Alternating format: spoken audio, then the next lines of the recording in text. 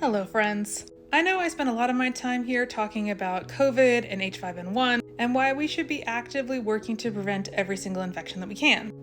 And to add to that body of data, I'd like to talk about a different virus and a study that came out last month that proves just how much we should be avoiding every single infection. So this study, using health data from the UK's Health Data Bank, found that for the old version of the shingles vaccine, that single dose reduced the risk of Alzheimer's by 20%. They looked at the group immediately before eligibility and the group immediately after eligibility, so comparable groups from the same country, and found a 20% decrease in risk. Now, there are caveats to data like this. Maybe the people who actively sought out those vaccinations are more likely to care about their health than people who didn't. But this isn't a country that has a public health system, so everyone has the same availability. Unlike, say, the United States, where there would definitely be socioeconomic factors that would be confounding in this kind of research. But here's the kicker. Shingles isn't the only virus that's been associated with dementia. Because viral reactivation is something that happens, especially in older people, people with weakened immune systems, or people undergoing extreme stress. So shingles is just one of those things. If you've had a natural chickenpox infection,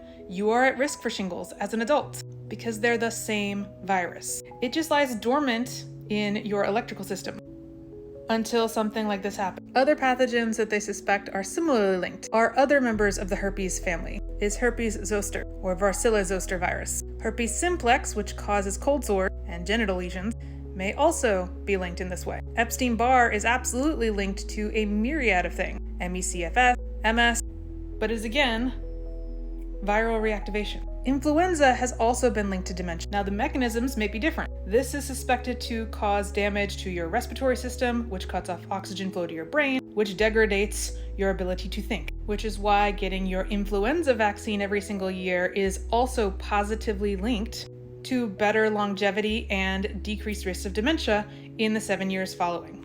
But that's studies from the US, where again, socioeconomic factors are a little bit more confounding. Bacteria have also been connected, things like syphilis and strep throat. So anyone that tells you that getting sick is good for you because it trains your immune system is full of shit. Because we already know that so many other viruses are associated with long-term consequences. HPV and cervical cancer, throat cancer, anal cancer, mouth cancer. EBV, in addition to MS and ME/CFS, is also associated with Hodgkin's and non-Hodgkin's lymphomas, HBV and liver cancer, HIV and a myriad of cancers. And to circle back to my usual content, another study came out last week that shows an increased risk of cancer following COVID infection, along with a myriad of other long-term consequences. I'll talk more about that in another video specifically about COVID. But yes, viruses and bacterial infections are not good for us. We should not be trying to get sick to stay healthy, and vaccines save lives, not just in absolute you're not dead, but also increasing your quality of life by reducing the risk of things like dementia. None of this is surprising to people who've been paying attention. So I say again,